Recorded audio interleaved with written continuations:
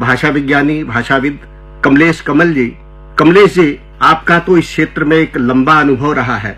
मैं जानना चाहूंगा कि भाषा की दृष्टि से, भाषा के संदर्भ में कविता का आत्मपक्ष क्या है? आपको और आकाशवाणी के सभी सुधी श्रोताओं को मेरा प्रेम भरा नमस्कार। विषय बड़ा प्यारा है, कविता का आत्मपक्ष। इसको हम ऐसे देखें कि कविता मानव जीवन में कितना महत्व रखती है। एक बच्चा जब जन्म लेता है, बाल्यकाल में देखिए, तब भी माँ लोरी सुनाती है, वह भी कविता है। और जीवन के उत्तरार्ध में धर्म ग्रंथों की ओर हम जाते हैं, वहाँ भी काव्यात्मकता हमें दिखती है। जीवन का जो बीच का समय है, मध्यकाल है, इस समय में कविता उन्हीं को पसंद आती है, कविता उन्हीं की मांग होती है जिनमें संवेदनात्मक औदात्य होता है। तो कविता इस तरह से अपने आप को हमारे समक्ष रखती है, हम कविता के समक्ष उपस्थित होते हैं। अच्छा, कविता है क्या? तो साहित्य तो हम सभी कहते हैं कि साहित्यस्य भावमिति साहित्यम।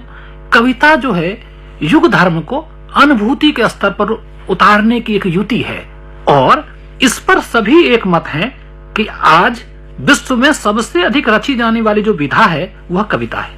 इसकी उपादेयता कितनी है, इसका आत्मपक्ष अनात्मपक्ष, वो तो दूसरी बात है, लेकिन सबसे अधिक जो लिखी जाती है वो कविता है। यह अलग बात है। मैं कहता हूं कि आज कवित्व विहीन कविता का एक दुर्धर्ष काल है।